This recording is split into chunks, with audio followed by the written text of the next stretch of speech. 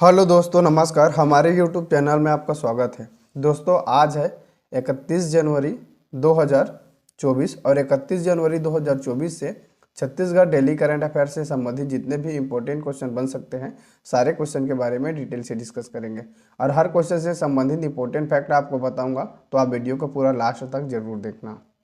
आज का पीडीएफ आप हमारे टेलीग्राम चैनल से जुड़कर डाउनलोड कर सकते हैं। टेलीग्राम चैनल का लिंक वीडियो के डिस्क्रिप्शन में दिया हुआ है, वहां से आप इसका पीडीएफ प्राप्त कर सकते हैं। चलिए, करंट अफेयर सेशन का हमारा अगला क्वेश्चन है। ये रहा हमारा पहला क्वेश्चन। हाल ही में छत्तीसगढ़ के किस जिले में बुलेट प्रूफ जैकेट बनाए जाएंगे? तो छत्तीसगढ़ के किस जिले में बुलेट प्रूफ जैकेट बनाए जाएंगे? तो इस क्वेश्चन का सही आंसर है ऑप्शन डी, बिलासपुर जिले में बुलेट प्रूफ जैकेट बनाए जाएंगे। चलिए डिटेल देखते हैं। देश का पहला बैलिस्टिक फैब्रिक प्लांट छत्तीसगढ़ में शुरू होगा। मतलब देश का पहला बैलिस्टिक फैब्रिक प्लांट कहाँ शुरू होगा? तो हमारा ये छत्तीसगढ़ में, बिलासपुर में बनेंगे बुलेट प्रूफ जैकेट। देश का पहला बैलिस्टिक फैब्रिक तैयारी करने में प्लांट छत्तीसगढ़ के बिलासपुर में स्थापित किया जाएगा। इसमें कोरिया, तुर्की, इजराइल, नीदरलैंड पर भारत की निर्भरता कम होगी और बिलासपुर में 26 साल के नमन अग्रवाल को डीआरडीओ के मदद से स्टार्टअप शुरू किया है। इस प्लांट में मार्च से उत्पादन शुरू होगा। यहाँ बनी फैब्रिक 30% कम खर्च वाले बुलेट प्रूफ जैकेट तैयार किए जाएंगे। चीन और दूसरे देशों की मशीन मंगवाई गई है। मतलब बिलासपुर में क्या है, चीन तथा अन्य देशों से क्या है, बुलेट प्रूफ मशीन तैयार करने के लिए मशीन मंगाई गई है। तो इसमें आप याद रखेंगे दो चीज़ें इंपॉर्टेंट है, ठीक है। पहला, बिलासपुर में स्टार्टअप शुरू हो रहा है, डीआरडीओ के मदद से कर रहा है, ठीक है। किसके सहयोग से किया जा रहा है? तो डीआरडीओ के मदद से बिलासपुर में बनेंगे बुलेट प्रूफ जैकेट। तो इतने चीज़ों को आप याद रखिए, ठीक। अब देखो, हमारा यह बिलासपुर से संबंधित है यह क्वेश्चन। तो छत्तीसगढ़ के मैप में देखना यार, ये है छत्तीसगढ़ के मैप में छत्तीसगढ़ के मैप में कहाँ है बिलासपुर? तो देखेंगे ये है बिलासपुर जिला। अब देखो, बिलासपुर जिले से बहुत सारा इंपॉर्टेंट चीज़ें बन जाता है। जैसे बिलासपुर में है उच्च न्यायालय। छत्तीसगढ़ का उच्च न्यायालय कहाँ है? तो बिलासपुर में है। यह देश का 19वें नंबर का क्या है? उच्च न्यायालय है। कितने नंबर का? 19वें नंबर का उच्च न्यायालय है। तो इन्हें आप याद रखेंगे, इंपॉर्टेंट है। राज्य स्थापना के साथ ही उच्च न्यायालय की स्थापना हो गया था, ठीक है। चलिए, यहाँ आप देखेंगे तो अरपा नदी के किनारे ही बिलासपुर शहर बसा है, ठीक है। बिलासपुर शहर किस नदी के किनारे बसा है? तो अरपा नदी के किनारे बसा है। यहाँ आप देखेंगे तो यहाँ पर है लगरा। ये जो लगरा है, यहाँ पर ट्रैफिक पार्क है। लगरा में क्या है? ट्रैफिक पार्क है। रतनपुर आप देखेंगे तो ध्यान से, ये है रतनपुर है। रतनपुर को किस नाम से जाना जाता है? तो रतनपुर को तालाबों का शहर के नाम से इन्हें जाना जाता है। रतनपुर को किसने बसाया था? तो कलचुरी राजवंश के राजा, ठीक है। कलचुरी राजवंश के राजा थे रामचंद्र देव प्रथम। उनके द्वारा 1050 ईस्वी में रतनपुर शहर को बसाया गया था। तो आप इन्हें भी याद रखेंगे, इंपॉर्टेंट है। छत्तीसगढ़ की मराठा काल में छत्तीसगढ़ की राजधानी कौन था? तो छत्तीसगढ़ की राजधानी हमारी यही था, ठीक है, रतनपुर बहुत ज़्यादा इंपॉर्टेंट है। चलिए, इसे मुगल काल में किस नाम से जाना जाता था? तो छत्तीसगढ़ एरिया को मुगल काल में किस नाम से जाना जाता था? तो उसको रतनपुर राज्य के नाम से जाना जाता था, ठीक है, मुगल काल में छत्तीसगढ़ को। तो इन सभी चीज़ों को आपको रिवीजन करते रहना है। चलिए, नेक्स्ट यहाँ पर आप देखेंगे तो दो चीज़ और इम्पोर्टेंट है, ठीक है। यहाँ आप देखेंगे तो आप ये है, एक बिल्हा है और एक ताला गाँव है। बिल्हा हमारे लिए इसलिए इम्पोर्टेंट है क्योंकि यह छत्तीसगढ़ का सबसे बड़ा विकास खंड है, ठीक है। बिल्हा का है छत्तीसगढ़ का सबसे बड़ा विकास खंड है।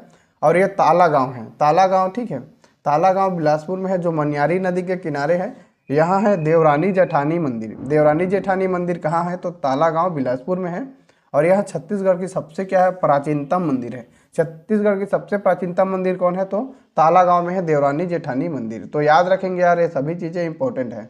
आपको देखो, करेंट अफेयर के साथ साथ आपको जो है फैक्ट को भी आपको याद करने चलना है, ठीक है। चलिए, हाल ही में खेलो इंडिया गेम्स में ऋतिक कुमार ने कौन सा पदक जीता है?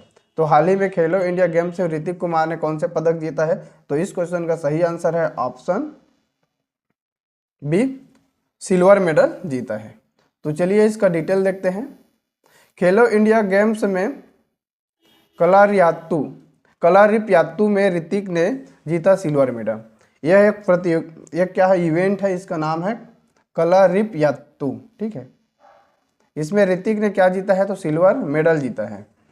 छत्तीसगढ़ के कलारिपयट्टू खिलाड़ी ऋतिक कुमार सिंह ने खेलो इंडिया गेम्स में सिल्वर मेडल जीत लिया है। तमिलनाडु में 29 जनवरी तक खेलो इंडिया, ये खेलो इंडिया गेम्स कहाँ हो रहा है, तो तमिलनाडु में किया जा रहा है, जिसमें प्रदेश के नाम पर यह पहला मेडल है। ऋतिक कुमार ने लाया है पहला मेडल। रविवार को हुए किक इवेंट में सिल्वर जीता है। इसके पहले भी 8 से 10 फरवरी 2023 तक मध्य प्रदेश में हुए खेलो इंडिया गेम्स में ऋतिक ने 8.10 फीट की ऊंचाई छूकर ब्रॉन्ज मेडल जीता था। मतलब इन्होंने जब 2023 में हुआ था, ठीक है, 2023 में मध्य प्रदेश में खेलो इंडिया गेम्स हुआ था, तो उसमें ऋतिक कुमार ने कौन से ब्रॉन्ज मेडल जीता था, ठीक है, कांस्य पदक जीता था। इस बार क्या है, सिल्वर पदक जीता है। तो याद रखेंगे इन चीज़ों को आपको। चलिए नेक्स्ट क्वेश्चन की ओर आगे बढ़ते हैं। ये रहा हमारा अगला क्वेश्चन। हाल ही में हसदो, यहाँ पर लिखा है, ये दो नहीं है, ठीक है, ये हाल ही में हसदो ताप विद्युत गृह को सर्वश्रेष्ठ ताप विद्युत गृह का पुरस्कार मिला है। यह छत्तीसगढ़ के किस जिले में स्थित है? तो इस क्वेश्चन का सही आंसर है हमारा ऑप्शन ए, कोरबा जिले में। हसदो ताप विद्युत गृह कहाँ है? तो कोरबा जिले में है। इसे क्या मिला है? तो सर्वश्रेष्ठ ताप विद्युत गृह का पुरस्कार मिला है। तो चलिए जानते हैं इसका डिटेल। हसदो ताप विद्युत गृह संयंत्र को सर्वश्रेष्ठ ताप विद्युत गृह का पुरस्कार मिला है। छत्तीसगढ़ स्टेट पावर कंपनीज को 210 मेगावाट हसदो ताप विद्युत गृह, कोरबा पश्चिम को 210 मेगावाट इकाई 2 यूनिट को इस वर्ष सर्वश्रेष्ठ ताप विद्युत गृह का उत्पादन का राष्ट्रीय पुरस्कार दिया गया है।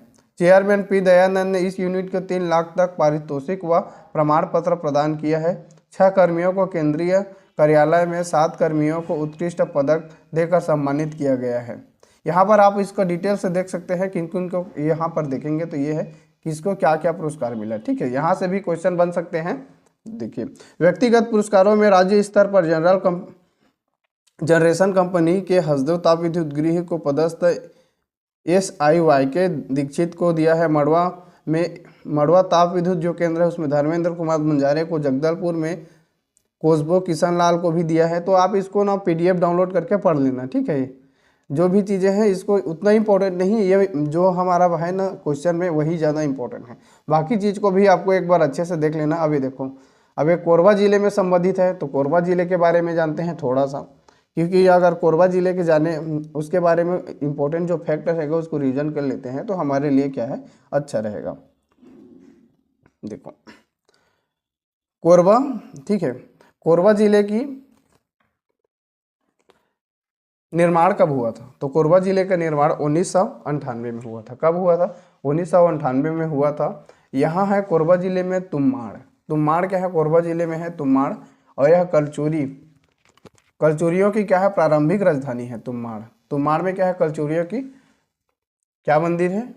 तो यह प्राचीन राजधानी है, ठीक है। तुम्माड़ में क्या है? कलचुरियों की प्राचीन राजधानी है। तो इन्हें भी आप याद रखेंगे। कोरबा में है यार बांगो डैम, ठीक है। ये जो बांगो डैम है कोरबा में, यह छत्तीसगढ़ का सबसे ऊंचा बांध है। छत्तीसगढ़ का सबसे ऊंचा बांध है बांगो बांध, जो हसदो नदी पर है। और ये कितने मीटर ऊंचाई है? तो ये 87 मीटर है, ठीक है, 87 मीटर ऊंचा है, ठीक है। तो इसे आप याद रखेंगे, इंपॉर्टेंट है, ठीक है। पाली में है शिव मंदिर, ठीक है, पाली में भी शिव मंदिर है, तो इसे भी आप याद रखेंगे, इंपॉर्टेंट है। चलिए नेक्स्ट क्वेश्चन की ओर आगे बढ़ते हैं। ये रहा हमारा अगला क्वेश्चन। कोरबा में बाल्को भी है, भारत एल्यूमिनियम कंपनी लिमिटेड, ठीक है। तो इसे भी आप याद रखेंगे। 1965 में बाल्को का निर्माण हुआ था, तो याद रखेंगे, वो भी इंपॉर्टेंट है। वर्तमान में छत्तीसगढ़ में कुल कितने तहसील हैं? वर्तमान में छत्तीसगढ़ में कुल कितने तहसील हैं? तो इस क्वेश्चन का सही आंसर है ऑप्शन ए। ऑप्शन ए, मतलब 251 वर्तमान में छत्तीसगढ़ में तहसील था। अपडेट हुआ है ताज़ा, ठीक है। तो इसे भी आप याद रखेंगे। देखो छत्तीसगढ़ में वर्तमान में कितना 33 जिला है, यहाँ पर 122 कितना 122 अनुविभाग है। ठीक, 122 क्या है अनुविभाग है, और 140 क्या है विकास खंड है। तो इन्हें भी आप याद रखेंगे। चलिए, इसके डिटेल्स में ज़्यादा कुछ दिया नहीं है। यहाँ पर देखिए वेबसाइट में अपडेट हुआ है। ये छत्तीसगढ़ के जो माननीय मुख्यमंत्री जी हैं छत्तीसगढ़ शासन और राजस्व मंत्री छत्तीसगढ़ शासन श्री टंकराम वर्मा, ठीक है, इन्होंने जो वेबसाइट है इनमें ये चीज़ को प्रदर्शित किया गया है। ठीक है, कितना क्या क्या चीज़ें हैं। तो छत्तीसगढ़ में 5 संभाग है, 33 जिले हैं और 251 तहसील, 146 विकास खंड है और पुलिस रेंज 6 है। ठीक है, पुलिस रेंज 6 है। कितना है? पुलिस रेंज 6 है। एक नया बनाया गया है राजनांदगांव को पुलिस रेंज, तो उन्हें भी आप याद रखेंगे, इंपॉर्टेंट है। चलिए नेक्स्ट क्वेश्चन की ओर आगे बढ़ते हैं। ये रहा हमारा अगला क्वेश्चन। वर्तमान में छत्तीसगढ़ के वित्त मंत्री ने नाबार्ड के अधिकारियों से मुलाकात की है। तो वर्तमान में छत्तीसगढ़ के वित्त मंत्री कौन है? यहाँ पर वित्त लिखना भूल गए हैं, यहाँ पर वित्त मंत्री कौन है? तो इस क्वेश्चन का सही आंसर है ऑप्शन ए, ओपी चौधरी। पूर्व कलेक्टर रहे हैं ओपी चौधरी जी। यह वह वर्तमान में क्या है? छत्तीसगढ़ के वित्त मंत्री हैं। डिटेल देखते हैं। वित्त मंत्री ओपी चौधरी ने आज उनके शंकर नगर स्थित शासकीय निवास कार्यालय में नाबार्ड के मुख्य महाप्रबंधक श्री ज्ञानेंद्र मणि से सौजन्य मुलाकात की। ज्ञानेंद्र मणि ने वित्त मंत्री को से चर्चा करते हुए राज्य में नाबार्ड के द्वारा किए जा रहे कार्यों की जानकारी देते हुए भविष्य की योजनाओं पर भी चर्चा की है। नाबार्ड की तरह से ओपी चौधरी ने 2024-25 में स्टेट फोकस पेपर रिलीज के लिए भी आमंत्रित किया गया है। डॉक्टर मणि ने जानकारी देते हुए कहा है कि नाबार्ड पहले जिला और फिर राज्य का क्रेडिट पोटेंशियल बताता है और उसमें कृषि तथा लघु तथा मध्य उद्योग समेत अन्य प्रायोरिटी सेक्टर के प्रायोजनों के लिए राज्य को नाबार्ड से ऋण मिलने की मदद मिलती है। बस इतना ही है। नाबार्ड से वित्त मंत्री ने मुलाकात की है, तो इसे आप याद रखना है। यह वीडियो आपको कैसा लगा कमेंट बॉक्स में कमेंट करके जरूर बताइए। Thank you.